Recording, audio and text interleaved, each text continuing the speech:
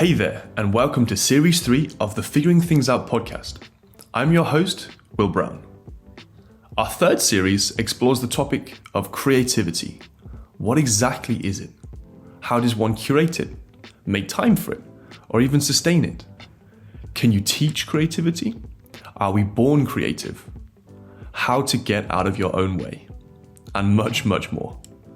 We hear from our own guests' experiences, their life stories, and their advice and ideas on creativity. There is a ton of gold in this series. We must say a huge thank you to our patroons who continually support us in this project. They help us with creative input, such as topic suggestions, questions to ask, and even guest requests. If you'd like to become a patroon and get involved with the podcast, please visit Figuring Things Out Podcast via Patreon. In doing so, you'll allow us to keep making these conversations and support us in keeping it ad-free. In episode 3, we had a great conversation with David Johnston of Accept and Proceed. He came into the conversation with a list of randomly selected words, and we tried to creatively add them into the conversation. We both really enjoyed this, and I decided to take it forward and put it into episode 4 and episode 5. We'd love to keep this going as it's a really lovely addition of chaos, volatility, but also intrigue. It keeps me on my toes, and therefore the conversation has a little bit extra.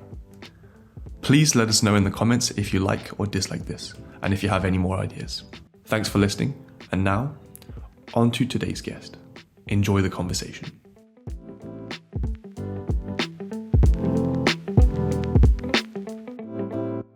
Hello guys, and welcome back to the Figuring Things Out podcast. Today I'm very excited to welcome David Johnston. Here's a brief introduction. David is a husband, a father, and a vibrant human being. He's an entrepreneurial activist, the founder and CEO of Accept and Proceed, a design agency driven with the passion to design for a better future. I'm excited because he's the first person I've interviewed outside of my own movement sphere, and I feel like he's got so much value and inspiration to offer. I'm lucky enough to work with David in various forms, including one-to-one and workshops. And each time we meet, we have a great conversation and we come away feeling mutually inspired. It feels right to have a public conversation on the topic of creativity. David Johnston, big introduction. Welcome. Thank you very much. It's my great pleasure to be with you, Will. Thank you for the invitation. Thank you so much. So I have to come clean. This is the second conversation. I may have had an amateur mistake and forgot to record the first one. So we had a great one in private. So this one is going to be even better. So I'm really excited. You had a brilliant idea when you came onto the podcast the first time. You said, I'd like to add random words into the equation. And it took me by surprise, but actually I think it formed the groundwork for something that was quite creative in a way. This time round, I've created the random words, so you don't know what they are. And I will do my best to bring them into the conversation whenever we feel right. Maybe let's first of all go, who is David today in his own words? Who is David today? David is definitely creative. I think you said David is a father and a husband, which I am. But of course, I'm also a son and a brother and a friend and a colleague. David is the founder of a design agency called Accept and Proceed, as you mentioned. But actually, any one of those things feels quite restrictive. And even the ones I've just ticked off there, they're just labels that we call ourselves. I think David is a wonder of the universe. I would be very comfortable with, as far as we understand it. We are the highest expression of consciousness in this universe. And if we could live and breathe and really step into that awareness in our day-to-day, I think the world would be a different place altogether. So I'd be comfortable with just saying I am a David, if that's okay. I love that. We've got our clickbait title already. David is a wonder of the universe. That's beautiful. You actually run a podcast yourself, or have been interviewing people yourself, right? Yeah. We're just moving into season 4 of Endless Vital Activity. Right. What's the premise of that? Is that design based? Well, actually, it's broader than that. We speak to some of the world's leading thinkers really about the future, but anyone from artists to scientists to engineers to, doctors, all about the challenges that we face in these tipping point moments for so many different systems. And moving into season 4, we're sort of leaving behind ourselves the narrative and the backdrop of our existence is that we've been dealing with existential crisis collectively for it feels like a very long time. And I think we can all pretty much recognize that we are entering an era, if not already in it, of cascading crisis. But you can't really create from that place of fear and anxiety. And I think what's happening simultaneous to the falling apart of systems is that new things are emerging. This is how nature works. Things die and things get born. Systems that aren't serving the planet well are starting to die. That's evident. But actually, what's emerging, how enchanting the things that are emerging are, is really the focus of our season 4. So we're thinking about fearless creativity in the conversations we're having. And I'm very excited. We're kicking off next week with the conversations around that. Beautiful. It sounds really positive. I wonder, how do you maintain in the face of all of these crises and all these things that feel so fundamental that are also breaking down, how do you see the future with a sense of positivity? I can't call what the future actually holds. I mean, really sitting with that is probably a good place to start. None of us has a crystal ball around the way the future might look. I do think we need to be very cognizant of the fact that the media channels are feeding narratives to us and our social platforms, and actually what seems to be a very inherent human trait to kind of gossip and trade, often negative gossip around what's happening in the world could give you a very skewed perspective on what's actually happening. Although there are some pretty, dark stats around teenage suicide, mental health. Like, these are things that are starting to, I think, be responses to those failing systems. Media channels being one of them is a failing system. So I suppose the only real agency you have in the world, is it not, is the influence that you can have. And I suppose what I try and comfort myself with is the idea that it's my unique responsibility to step into every moment at the highest possible frequency that I can. And I am a true believer that what happens on the micro affects the macro. There's fascinating research into the quantum realm and the smallest things in the universe, affecting the biggest things in the universe. If we understand and believe in this idea of a Big Bang, we all come from a source point. Every one of us, our consciousness has been born out of that. Every single thing in the far-flung universe has been thrown out of that kind of point zero. So it makes sense, actually, that we can affect the universe, and we can certainly affect this planet through our actions. So I kind of try and take the stance that if I'm working on myself, if I'm showing up in a way that I feel is in flow and has integrity and is true to myself, it has profound effects, on the people around me, and the ripple effects of that happening around the globe that's really a place that I try and sit on and not get overwhelmed by the sort of looking either out at the stars or across our planet and thinking, what can I do? I just do what I can where I can, really, and hope that will have an effect. But I do think that's where the change will come.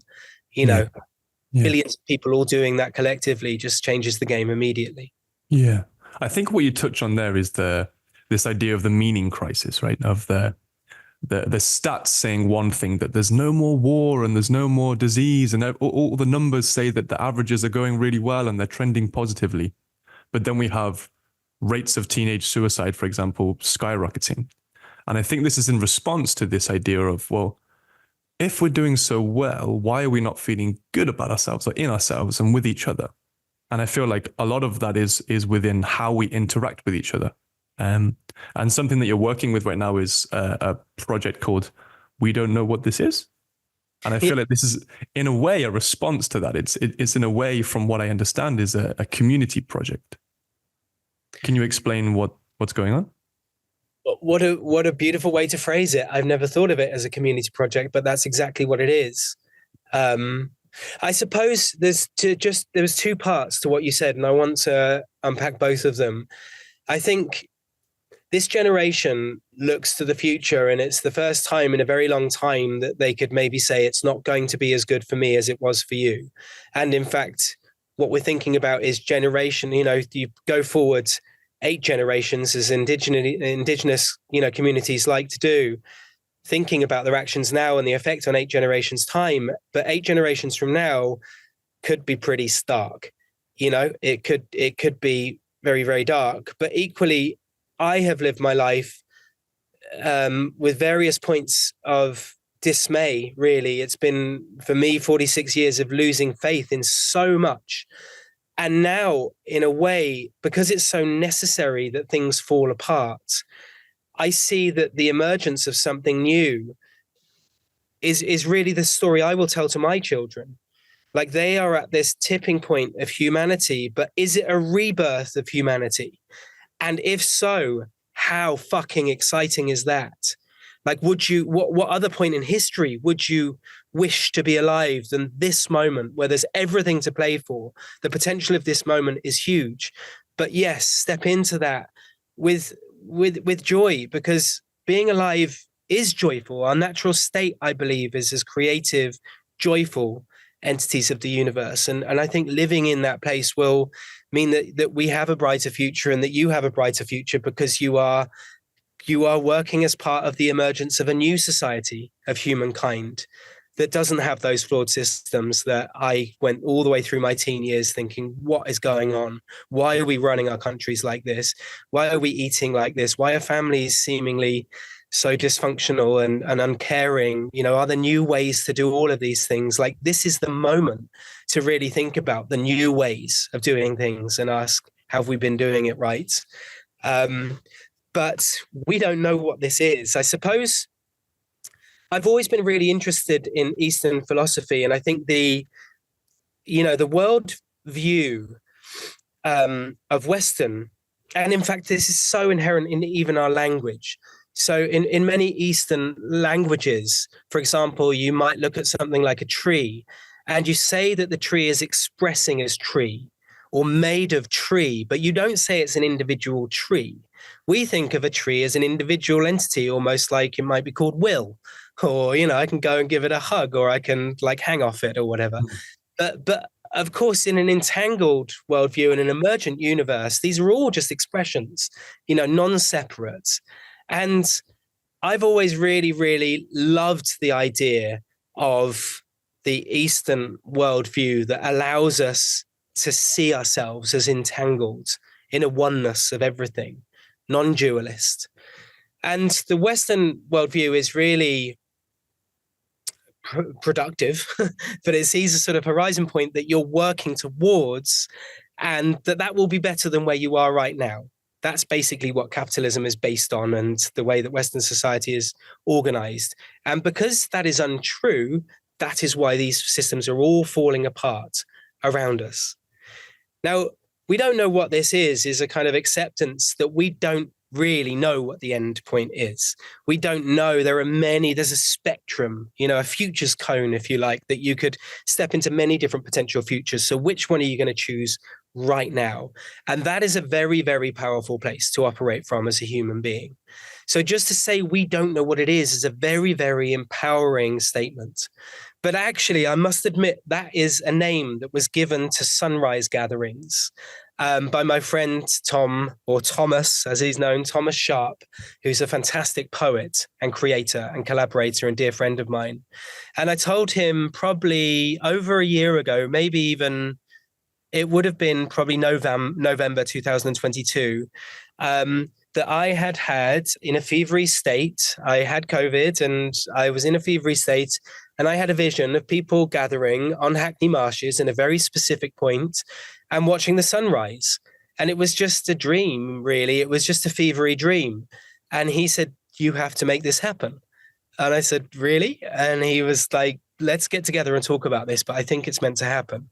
That was his empowerment of the idea, I suppose. And then we invited a few other people to come and discuss this, one being Claire Farrell, who's one of the founders of Extinction Rebellion, and the other being Charlie, who's also a founder of Extinction Rebellion and runs a small design agency called Ain't Rock and Roll that does a lot of work around activism and brand expression. And we got together and had a chat, and then we went down and met on the marshes, and then we enlisted the help of a breathwork expert called Stuart Sanderman, who's also a friend, and he came down and had a look, and we were like, let's do it. So we just started gathering, basically. It was an opportunity for me to practice my design skills that I don't get to deploy that much anymore because I'm too busy sort of thinking about the vision and the mission and doing partnership stuff. And really, I don't get involved in much of the day-to-day of our work very often. So I got to create a brand and a campaign and set up a social platform. But it was Tom that named it. We don't know what this is. And really, it's an open call for people to gather 4 times a year at the solstices and the equinoxes and to just come down and see what happens. And, the earlier ones were not as well attended as the later ones because people don't like getting out of bed so early, but every single one of them was utterly magical. Had a load of children that came down and they sat in the tree and watched the most spectacular display of the sunrise. And for me, this is an example really of the joy of the human experience and the wonder of what it is to be alive. Every single day and night, we have the ability to be able to watch the most incredible event, which is the sunrise and sunset. And magical things can happen in those moments. And I think magical things have in conversations. But really, it is an example of a micro community forming, emerging, without an intent, without commercial drivers, without really an ulterior motive, just to see what happens. And I think that societies of the future will probably cluster more in this way. I really hope so. And there was something like one of the thoughts, just one example of something that happened unexpectedly to me at one of the sunrise gatherings. It was actually at the summer solstice, and fewer people came because it was like 4 a.m. Probably about 15 or 20 people turned up, and it did have the vibe of like the dying embers of a rave when everyone's been up all night and the sun starts coming up and there's those weird conversations start to happen. It kind of felt like that. And it was like old ravers basically standing around having weird chats. But as the sun first showed itself and the first sunbeams hit our faces, everybody went into a deep state of meditation. And their eyes were closed and the most peace on their faces that I could see as I took a sneaky peek at the people around me. And a couple of thoughts occurred to me in that moment.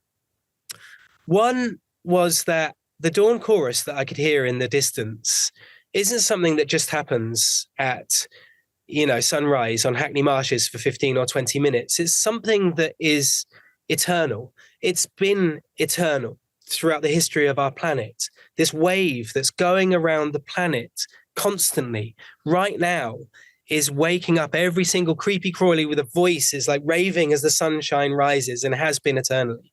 And if you could travel around with that wave, what an incredible perspective you would have on our planet. And I just thought that was the most incredible, fascinating realization that a sunrise isn't momentary, it's eternal. And that actually spawned an idea for another project that I might want to do in the future called The Eternal Sunrise. So it really thinks about dawn chorus, it mapping around the planet and waving as we go, and follows the sort of sun from an eternal perspective. So that's just an example of a creative thought that I only could have had in that moment that was inspired from that circumstance.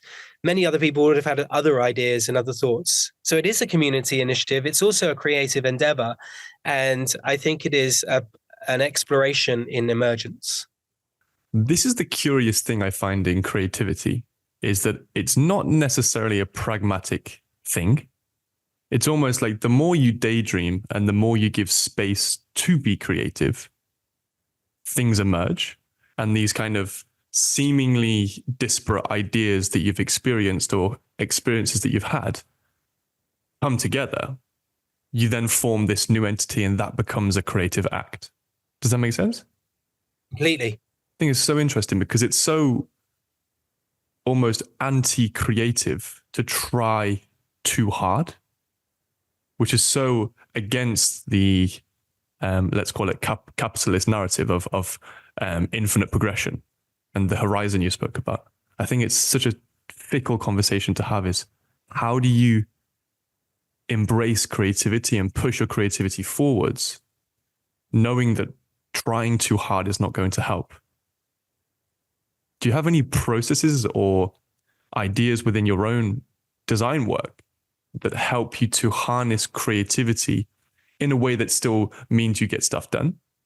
Yeah. Yeah, I think being a commercial agency and having to make money means you have to have processes and you have to have day rates and you have to make profitable your projects. And there's a degree of control that you have to have around that. But you're right, it's a contradiction in terms, the controlled creative process. But I think recognizing that, I suppose we create a lot of time and space to play, or as much as we possibly can, and also self-initiate. So right back from our earliest days, in fact, the very first project before we'd done any commercial work, before we'd put anything out into the world, the very first thing that I ever created was called a light calendar. It's funny to think about this 16 years on and this sort of sunrise gathering that is now getting traction, because actually the light calendar was a sunrise calendar, basically, that showed you from London's perspective the amount of light and dark for the year ahead. So they're beautiful, silk screened, glow in the dark, A1 prints, sister and brother for each year. And we actually explored that for 10 years of data. Beautiful project that became a rite of passage for new designers that came into the studio. And it culminated in a big exhibition in Shoreditch in 2016. And I think that was good because it became like the cornerstone of the way we worked, which was to self-initiate and create and put some of that stuff out into the world and then see what gravitational pull those sorts of things would have. So over many years, we were known as, progressive in terms of data visualization and data expression and data dramatization as we've gone on to explore because of that piece of work, I think. And then into our business model over the years, we basically built in ways to be able to create space to explore, to research and develop stuff that could be applied to our commercial work or may just exist as artistic expressions. And that saw us, we were lucky enough to buy a studio in Bethnal Green. I say a studio, it was an ex-council office space, which I renovated into a one-bedroom apartment and a small space at the front where just four of us worked very happily for 5 or 6 years, a bit like a garage band. And that appreciated and allowed us to actually buy another property on Kingsland Road. And at the front of that property, we had a space that was an entrance that was 43 meters cubed. And we called it the 43M3 Gallery. And it was an art gallery, a legitimate art gallery that we ran for 5 years, sometimes collaborating with architects or kinetic artists or sound, artists. And we basically explored lots of different areas through running that art gallery for 5 years. And things happened from that space. So we created, in collaboration with an agency called Fields, a big floating metal space blanket, if you like, which was a kinetic sculpture that played out meteor strikes to the moon. We took 10 years of NASA data and we created this amazing dancing metal space blanket that played out that data over 3 hours. That resulted in an introduction to NASA and the Jet Propulsion Lab. And they are happily one of our partners up until this day because of that. You don't really get to work with NASA and the Jet Propulsion Lab. It's not like you give them a call and you can imagine every single agency in the world would love to work with them. It has to come from a place of authenticity and synchronicity. So I suppose we've built into the business models, space to be able to research, create, and then also self-initiate and put out into the world things that have the ripple effect of being able to draw like-minded entities towards us. And then it becomes a self-fulfilling prophecy.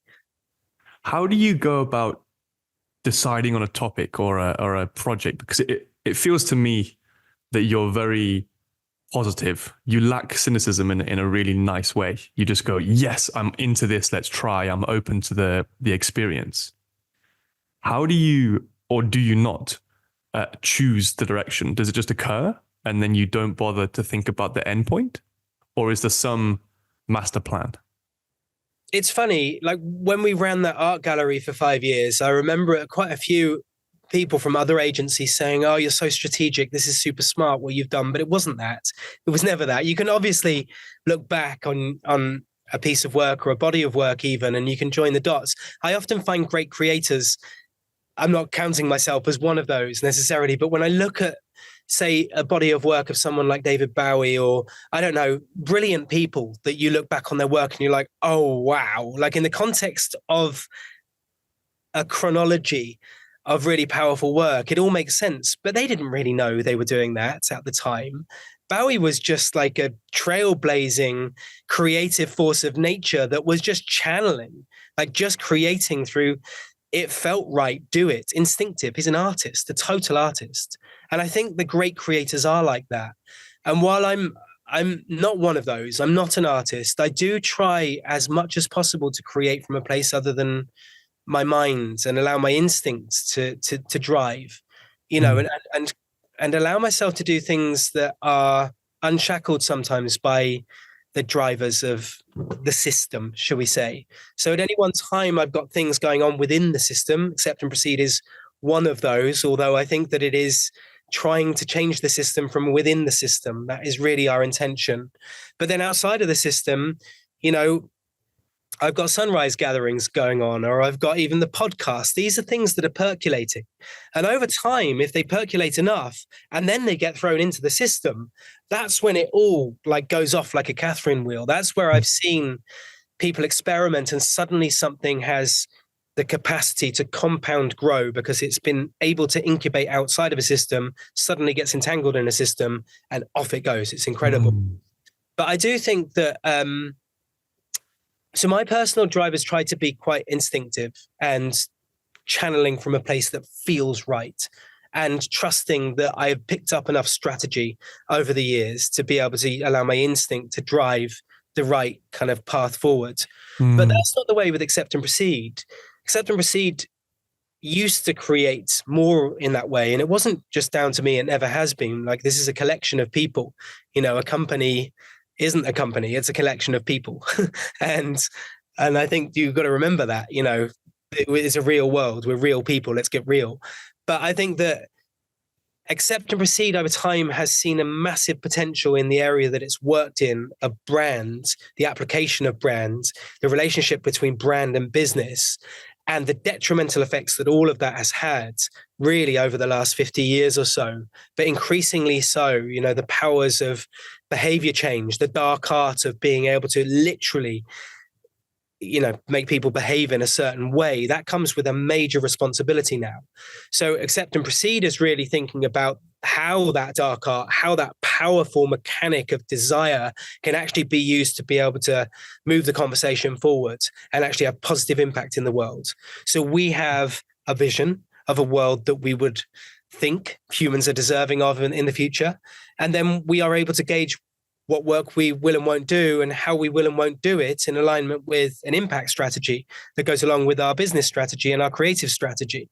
So that helps guide and drive what decisions may be right for us to work in terms of, you know, the way that we guide our work. But that said, we have this continuum that we've created, which in a way is the evolution of our art gallery, but it's now an incubator basically for ideas. That's for you to run through free. So that is very specifically an open space for designers, strategists, project managers, anyone that Accept and Proceed to take in an idea and explore it. And it may amount to nothing, or it may become our biggest project ever. Who knows? But that is a open space where there is no prerequisite and there is no guidance, and there certainly is no endpoint necessarily enforced on any of the ideas that are incubated in there. Yeah. I think this is a really lovely intention, and I see it almost as an intention to give permission to try and see what happens. And I wonder, for you as a person, I feel that's very strong, and it makes me think about your childhood, and I wonder, when you were growing up through education with certain teachers or parents, was that instilled into you, or did you always have that innate ability to just give yourself permission to do something? Because it's really an artistic endeavor to give permission to do something, really give permission to do whatever you feel like you need to do. I agree, but I think it's the natural state of humans. But I think that often society requires us as we grow up to become something other than our natural state. And in fact, many humans are kind of living in a pretty unnatural state for the most part. I suppose maybe, though, there are different types of people, those that think that they have maybe a right, if that's the right word, to change the world around them, and those that don't. And I think that my upbringing, my parents, who I'm very thankful for, Bill and Dinah, and the environment that they created in our family, as well as I guess the school and the friends and my choice to go down the path of design. These have all culminated in me very much feeling like it is my right to change the world around me, and I have the power to be able to do that. And yeah, I don't know if it's something that I could cite as any individual or experience, though. I suppose I've been always very inspired by musicians, rock stars, artists who are really seem to be blazing a trail. You know, these remarkable, otherworldly, almost alien intelligences that seem to land on our planet and show a new way forward. I've always been very inspired by these stars that emerge. But I'm also, as I mature, very understanding that they don't just like pop out of nowhere. They come from scenes. And I love this idea that Brian Eno coined, as he did many, like the inventor of ambient music. If you're aware of Brian Eno, fascinating body of work. But this idea of a scenius that is really a movement that obviously pops up little star moments, but in fact, increasingly, what I hope is happening is that the scenes are becoming the stars. You know, the movements are becoming the stars, and what feels like a very different, almost atomization of culture from when I was being brought up, actually, I think is something much more powerful than that. It's the clustering of different moments that collectively, I think, will emerge into something very profound, this new society of humankind that I feel is bubbling up, and it's below the surface, but closer to the surface than maybe we know. I think we're closer than we actually feel. And yeah, I couldn't be more excited by that. I feel that, I don't know if that really answers your question fully, but I feel strongly that the kind of beacons of light that we can be as individuals, that I do feel is my birthright and always have felt, I think that they're needed right now, but they're not needed to be self-serving. They must be collective efforts, understanding the moment that we're living in, the precarious nature of it, and understanding that if you're alive in these moments, then you have a responsibility to work together to be able to move things forward. And in that, I recognize that, you know, just last year, some of the experiences I had, like going to a farmers convention in Byron Bay and being in a tent with 800, you know, big Australian farmers who are so full of light about the potential future of regenerative agriculture, and watching a keynote by Dr. Zach Bush, that was like the best gig I've ever been to in my life. And, you know, realizing that the rock stars are everywhere. Like the stars of our times are the farmers that are evolving. They are, you know, the activists that are evolving. They are these incredible examples that are quite unexpectedly just emerging to show us a new path forward. And I feel in that there's incredible, exciting times. And when I think about the movement, you know, areas that inspire me, I think of people like Stora, who are just basically wild alley cats roaming the city and searching out new adventures. And just like, what can we jump on and how can we master this thing that's just in front of us? This kind of, the universe has presented this set of apparatus and we will use our creative minds to do it. Like, they're rock stars because of that. And it's an exciting time. Like simultaneous to the dissipation of like massive movements of culture. I feel that there's the clustering of all these pockets that are just going to like slime mold together and change the world for the better. And I am optimistic about that. I couldn't be more optimistic because that's what I feel in my heart is happening, the breakdown to emerge. Sorry to interrupt, just a quick note. This podcast is a self-funded project and we're trying our best to keep it ad-free. If you're enjoying the conversations and would like to support us, please feel free to do so for the price of a coffee via Patreon.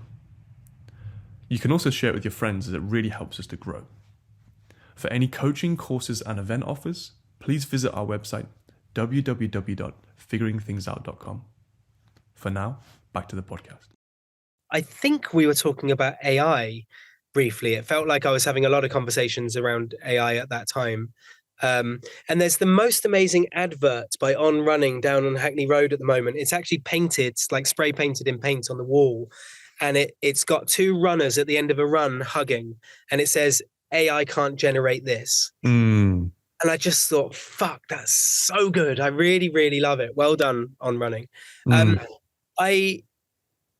I think that what that really brought up for me, because it pondered like a lot of your kind of with pearls of wisdom, it's something that kind of repeated on me like a good meal for weeks afterwards. But I felt like there was something missing, like emotional wear, hardware, software, yes, but all of those emotions are a lower level function of consciousness, as far as I'm concerned. In all of my explorations of my mind and body and soul, I've realized there's something other. I believe it might be soul wear, but to actually describe it as wear at all would probably be missing the point. Yeah. And I feel that that's where true creativity comes from. It emanates from that place of consciousness. And there's so many things getting in the way of it. Sometimes it is hard and soft and emotional wear that's getting in the way of truly channeling creativity. But I think if we want to really try and get to where it comes from, that's it.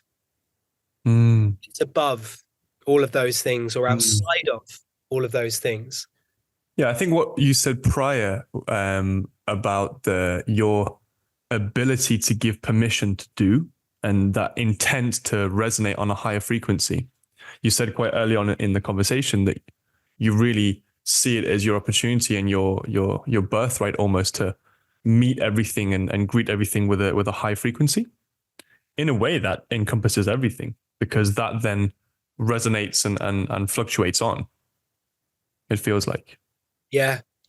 Amen to that. Yeah. Recognizing that everything is energy, you are energy and you're in exchange with the world around us. That's a great, powerful place to operate from. I think it's the perfect time to add one of our random words. And I'm going to throw one of them in, because I feel like it's the perfect moment to add the word pioneer, one of our 3 random words. And the question I'll ask is, these people or groups that you're talking about right now feel like pioneers in certain ways. They're people that are moving at the forefront of these small collectives or scenes, as you called them. And I wonder, what is it about these groups or people that the collective are inspired by? Why is it that they are seen as pioneers? I think because they are questioning. They are asking if we're doing this right. And they're listening very deeply to the moment that we live in. And they're seeing with a broader spectrum what is around us and what's happening.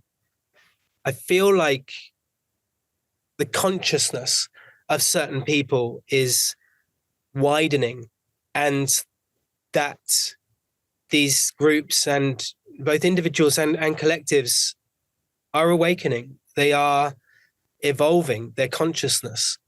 That's really what I see is happening. And I think that if I think of back through my career in graphic design, for example, most designers will have learnt the design principles of Dieter Rams, and they're good design principles. Many of them are valid to this day, which is pretty impressive considering I think they were written in the 50s.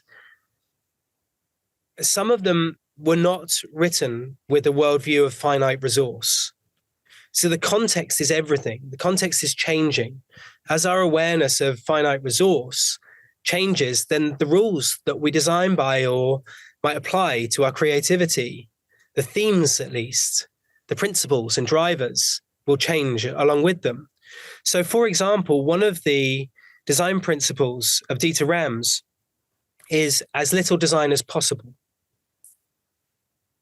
But there's a question that needs to precede that, which is, should we design at all? To not act can be an action. And I think that people are questioning more now than ever, are we doing this right? And if not, how can we do it differently? And that's what I see is happening.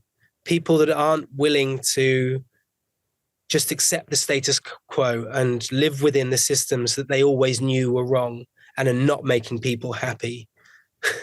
You look at CEOs of companies and they may be wealthy and perceptually successful, but you look into their eyes or the complexion of their skin or just the energy that they're emitting, and you're like, you're not happy. And I think that younger people especially are looking to the older generations and saying, no. There's a lack of inspiration there, I feel. A lack of trust, a lack of vulnerability maybe, a lack of open communication as well. If we see these hierarchies of people, then doesn't really seem to be open to a community of people. It feels more like a gross entity that you can't quite penetrate. Exactly. And I think an understanding that, certain things, the Einstein quote that you can't fix a problem with the same thinking that created it. I think there's a lot of that going on. Like, we're picking up the ball, we're going to go and make a new game over there and just forget that one. It will just fall apart. I hope and feel that that is the moment that we're living in. I feel so. I feel even more positive after our work with John Alexander of the Citizen Project. And he spoke about this idea of moving away from being a follower and then from a consumer and into a person that seeks the others to make some changes that are local to them and not necessarily online, also in person. And I think this local resonance is really going to help shake the structure of these big societies up and hopefully help us stay connected in a genuine way and move forward in a way that resonates with a lot of people. I wonder, after the event that we shared, we spoke a bit about this idea of communication. And we went through these, let's say, 3-stage process of, first of all, embodying what it is to listen via physical tasks. And then we went through this idea of, well, what is it to give or to speak? And then we worked on this idea of collaboration, of working between the two, of the sticky zone. And then we had the team kind of really try to physically enact these things out and then open into a broad communication on a specific topic. I wonder for you and your experience, how that was and how that informs your process moving forward creatively. Yeah. I'm so impressed with the work that John Alexander and the New Citizenship Project are doing. And reading that book was it's called Citizens. And I highly recommend anybody, especially in the creative sectors, to read that book, because that word you used a minute ago, consumer, has become increasingly triggering for me, even though it's become accepted in general, kind of creative sector, advertising sector, marketing sector. But what are we doing to ourselves when we call ourselves consumer 3,000 times a day, which is the average amount of times you will receive that message when living in a metropolis like London? When you look at the Oxford English Dictionary definition of the word consumer, it means to destroy, to wear away, to kill, to annul, to extinguish, to exhaust, to eat, to devour.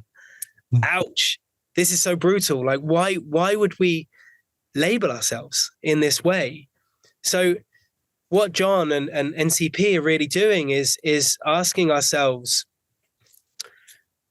what is appropriate language? How can we take responsibility for a new story to be ushered in, an evolved story of consumption, and one which is of shared chaperoning, I suppose, that we are shared in our responsibility and our ability to think about the world in which we live. And we are creative beings, and that actually the relationship between us and products and services and businesses is a conversation. And the way that things have evolved for profit-making corporations is just the way they evolve, but it could have been many different ways. How would we be if we were citizens of this globe? What would our relationship be to those things if they weren't extractive? And actually, if they were in conversation with us, and we could truly co-create as citizens, not co-create as consumers that only get to vote through buying those things. So it's powerful stuff that almost makes such logical, practical sense when you really hear it. You're like, oh yeah, do. But you kind of wake out of the fog of like, oh, of course it's not okay to call us consumers. Oh, well, how much else am I going to have revealed through the exploration of this idea of a global citizen? The workshop that we went through together had a healthy dose of structure and release. And I think that's in part the genius of actually the way that you teach, and certainly the way that you approached that part of the workshop. I think that the parts of the brain that we engage, you know, in terms of the nervous system, or the what's the part that's the release? You know, because for so many years, animals, I see this in my kitten that's living in the house at the moment. They're living in a place of kind of continual acceptance, but committed acceptance. It's like a radical acceptance. And that's the way that humans would have lived for thousands of generations. But we've got very fight or flight. We've got very kind of, I have to either respond or run away, rather than I will flow with this. And I think that what you did was just give just the right amount of handrails and the right amount of structure to then allow us to release. And I think that's probably this sort of idea of tantra, of kind of in and out. And you know, people think that's in relation to sexual activities and sting. It's not just that. It's like the continual kind of, like a surfer might do, the control to get up on the board, and then the release of actually going with the wave, the acceptance of that. I actually think there's the key to everything is locked in the constant sort of exploration between chaos and order. And I think that's what you showed us and why people enjoyed it so much. And you gave just the right amount of instruction for people to be able to learn. And it was the perfect grounding for us to go and do what we needed to do together in terms of being able to explore what citizens of the future might do in relationship to a big brand. Yeah, I think that's a really lovely point about acceptance being the key to so much. For me, what underpins it is a certain sense of safety. And that sense of both self-safety, of feeling good in oneself, and also not having too many unknowns in the situation that you're engaging with. For example, surfing is quite a nice one. If someone is a good swimmer and they're comfortable with the temperature of the water and the location is comfortable, the sun shining, the likelihood is that their willingness to accept the dangers of a bigger wave and to go for it is quite high. This relates to the psychological idea of valence, the binary perception of the world. You have a positive valence, which means you perceive mainly good things, and you have this negative valence, which is the opposite. You feel like, oof, something's not quite right, and it's very intuitive. So, for example, we take the surf analogy and we flip it, and maybe the water's really cold, or there's a new environment, or new people, or a new board, maybe, and then you're probably less likely to engage with a big wave because your valence is on red alert. It's on, I need to be careful here. And this is, of course, a survival mechanism that we needed when we're always basing our choices on intuition and valence. But of course, now the world isn't necessarily like that. We can be a bit more accepting if we have the right tools to access that. Yeah. And things seem to trigger us more and more and more because we have so many low-level stressors in the modern world. And so it takes some people a bit more time to really, as we did to start the call. Yeah. Yeah. Exactly. I feel this is also underpins creativity. That, like we said before, there's a certain amount of I need to do what I need to do, but that also takes a certain sense of safety and drive to really to move into creativity. As part of that scenario, the environment is really important.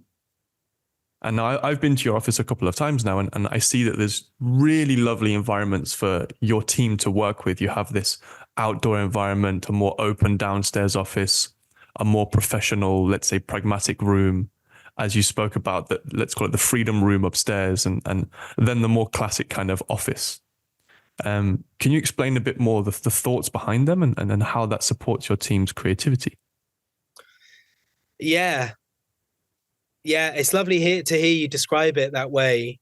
I think, I mean, as I mentioned, we were lucky enough to buy for next to nothing that basically single room in Bethnal Green, which appreciated and allowed us to buy a bigger room that I didn't have to literally sleep in on Kingsland Roads, which is one of the main arteries, into the city, and was definitely our kind of billboard to the world for 5 or 6 years. But that appreciated too. And to the point where I was like, this is incredible. That buying property saved us some years. We made more in the appreciation of property than we did as a business. And it kind of bailed us out a couple of times, to the point where I just couldn't understand why other businesses wouldn't buy their own properties if they possibly could. And I think there's various reasons for that. Part of it is fear. Part of it was also, I think, individuals who run businesses or own them maybe want to extract, money to keep themselves safe. But if you own your own building, as we do now, 6,000 square foot over 2 floors on the corner of Downs Park, we can do what we want in here. So we just painted big white spots on the floor because they related to a thing that we were, a project we were doing. If this was not our property, we wouldn't be able to paint big white spots on the floor or paint the freedom room, as you called it, the continuum upstairs black. And so I suppose, yes, having the safety and the ability, the privilege, I suppose, of owning your own property really has allowed us to allow this thing to organically, kind of evolve to the way that we want it. I should say that when we first got it, we ran it as a co-working space, which was an amazing exploration in building a brand and a small community. And we had a vegan cafe here, and we ran that with varying degrees of success for about 1.5 years. But it meant that we basically fitted it out for a community. And we thought of not ourselves, but a creative community to exist in this space. And that probably made us more ordered around us, thinking about that can be the engine, that can be the freedom space, that can be, the various different component parts. But it is always in a state of evolution. There's certain parts of the studio that we're not happy with, and it can be down to something as simple as lighting. But sometimes it's a bit more, it's a bit more fundamental in relation to the operations and things. But it is a state of evolution. I think one of the absolute gifts that we have, though, is our garden, which I remember asking our operations director if we could have £3,000 to spend on plants, which felt like a lot at the time, but it's probably the best £3,000 we've ever spent, because just watching that garden, through the seasons unfold like a beautiful slow symphony is just a joy to be around. And it's a space that we just go and sit. I've got the rings up there, as you saw, but we'll just go and sit if we need time out, or to just sit in nature. I think nature calms you down. Nature inspires the best conversations. We certainly have good parties and barbecues and things out there as well. And I remember a property developer coming and looking at the property a few years ago, and he said, you could make this into more office space. Look, because it's unused footprint, basically, and X square foot per pounds ratio means you could actually have an extra, 200 grand value of the property. But completely missing the point. Yeah, that garden is worth way more than any office footprint could ever deliver. So I think that it is always like our studio. It's in a state of evolution, and what's right this year may not be next year. But it's been informed from the requirement of the agency to be able to create space and also structure simultaneously. I think it's time for another random word, and Right. I'll use greeting is our second random word. Greeting. What springs to my mind in this moment is the difference between meeting new ideas and meeting new ideas that are related to ideas you've seen before versus completely seemingly new ideas, and how you work with this, because I feel like there's a certain amount of copying or mutual inspiration that needs to be had in the germination of something brand new. But at a certain point, you need to try and venture off into new territory. At the very beginnings of a project, how do you, as the CEO, greet and meet your team's ideas? How do you ensure that they're empowered to venture on, but also understand that there are certain goals that you need to hit? Good question. I like it a lot. Greeting's a funny word, isn't it? Because it feels singular and final almost. I will greet you, and then the story stops there. But it's not like that. You know, it's at the beginning of an exchange. And I love this idea that I think that a lot of actors learn when they're starting to hone their craft around the second space. I think it comes from some famous New York acting school, where there's 3 different states when you're in exchange with someone or something. And the first is leaned back, and the third is to be leaning in. But the second space is actually in dialogue. So if I'm leaning back, obviously I may feel a bit intimidated, but we're not really in dialogue. If I'm overbearing and leaning in, trying to tell you my point, that's the third space. But this idea of the second space, that great actors are able to literally have an entire audience in the second space with them. I'm in exchange, even if you're not saying anything, the energy between us is flowing. That's a place that I'm fascinated by, the second space, in dialogue, in exchange. That's where the magic happens, because it's non-separate. And I suppose when it comes to the context of the office, I had a SDI personality test done last year. And it turns out, so I don't know if you've heard of this SDI, but it's basically a triangle with, it sounds dodgy, doesn't it? That's why I paused there. I couldn't help but laugh. An SDI test. Oh, did you? Yes. No, we were going to go there. No, SD for David, I. And basically it has green, blue, and red character traits. And if you were to give a kind of metaphor to the different states, you have green, which is the submarine. So they're working slowly under the ground. They're sort of making shit happen, but they're also quite formal. I will not leave the harbor until this form is signed type of vehicle. That's your personality. This is a little bit distilling too much, but the blue is like an ambulance. They kind of rush in and they fix things. They'll put a plaster. Okay, where's the crisis? I'll fix it. And the red is a snowplow. And, you know, another label for David is David the snowplow. I'm somebody that forges forward and moves the snow out of the way, and let's go together, but get behind me. I'm going to forge forward, which is problematic sometimes, because sometimes I'm not even looking back to see who's with me. I'm just off for the hills.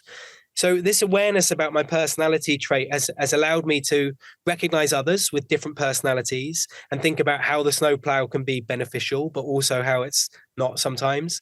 Mm-hmm. And so I suppose increasingly what I really want to do is celebrate the ideas and creativity of individuals and create space and empowerment, I suppose, through me getting out of the way. I mean, sometimes it's not my job to be involved, actually. I don't need to get out and kick the tires of these ideas. I just want to celebrate that they're even there and emerging. And I think recognizing that when I am in discussion with someone about ideas, it's a dialogue. It's not, I'm not a decision maker. I might be the holder of a process, and I might be the holder of space. And what I don't want to be is necessarily hierarchical. And I am the decision maker that will say this is the right path forward. So I hopefully, it's a continual challenge for my red personality type, but I hopefully am able and aware enough to be able to create space for dialogue and exchange, and the second space to see what emerges collectively, and not necessarily feel like I have to take ownership or anyone else takes ownership. It's a process, and it's an emergent process. Of course, I'm 46 years old. I have enjoyed going through a career in design, but then probably 15 years ago when I started this agency, really got interested in business and really got interested in the component parts of business. And then even beyond that, really started looking out into the world and thinking about all of the different systems that we live within. So that comes with it a certain, I guess, in some respects, it is a more bird's eye view and a more advanced understanding of something that can inform intuition and make decisions based on that. So I suppose I will try and guide ideas where I really feel the intuition is there, but I will always back it up and rationalize with, this is why I think this is the right path forwards, and let's co-define the actual way forward together based on a rational discussion. Lovely. Due to creativity being a really slippery sucker to try and nail down, what I'd love to do is round out with a few quick fire questions. Do your best to keep the answers short, and let's see what comes out. The first one is, were you born creative? Yes. Can you lose your creativity? Yes. What is the spark? Presence. Are rules helpful for creativity? Yes. Can you learn to be more creative? Yes. Can you teach creativity? Yes. What is your favorite metaphor or quote? Oh. What is my favorite metaphor or quote? You can also make one up if you want. I really love the quote, "We are not a universe of atoms, we are a universe of stories." And it's powerful to tell stories. And I think creators of our time must tell new stories. But let's remember that it's a creative process, it's a creative endeavor, and that they are just stories. Hold it lightly. Beautiful. Our third and final random word was stop. So I think I promise it was random. So really lovely. David Johnston, thank you so much for today. It was enlivening, inspiring, and all the good stuff. Thank you so much. Thank you, Will. It's been a great pleasure to chat. Is there anything you'd like to share regarding where people can find you, your work, the company? Yeah, please. You can look us up, Accept and Proceed. That is our design agency. You mentioned We Don't Know What This Is. Like, check that out as a single word on Instagram to see the next gathering, which is in spring on March the 20th. Love to see you down on Hackney Marshes. Yeah. Aside from that, like, it's been a great pleasure to chat. And if anything came up for anyone listening, and you'd like to chat more, just get in touch. I'm always up for meeting new people and having new discussions. So I've enjoyed this immensely. Thanks, Will. Beautiful. Thank you, David. And that's a wrap on yet another conversation. We're up to series 3, which is amazing. Thank you so much for listening, for engaging, and for supporting if you're a beloved patroon. If you're new here, I'd love to just give you a small insight into the inspiration behind the podcast. It's based upon a favorite metaphor of mine, and it goes something like this. There were 5 blind folk walking through a jungle. They come across an impassable object. The first one goes to the object, reaches, feels the leg and goes, it's a big strong tree. The next one comes to the object, feels the side and says, no, it feels more like a wall. The next one comes up, feels what he thinks is a large snake. The next one comes and says, no, I think it's more like a spear. After all 5 perspectives are taken in, they realize that actually the impassable object is an elephant. And to me, this is synonymous with allowing various perspectives to enliven or enlighten one specific topic. The idea, therefore, is we engage with 5 different people every series. We interview them on the same topic and we gain 5 unique insights into this topic. If you enjoyed this series, we also have some previous series. Series 1 was all around the idea of movement. Series 2 was all around the idea of injury. And we also have now what we call side notes, a short form version of our conversations that we share between the gaps in our series. As always, it really helps us if you like and share this with your friends and family. We're a self-funded project and we're slowly growing step by step. We'd love to continue these interesting conversations with these amazing individuals for you guys to listen to. So please share. Thank you so much from Will and Harvey. Keep figuring things out.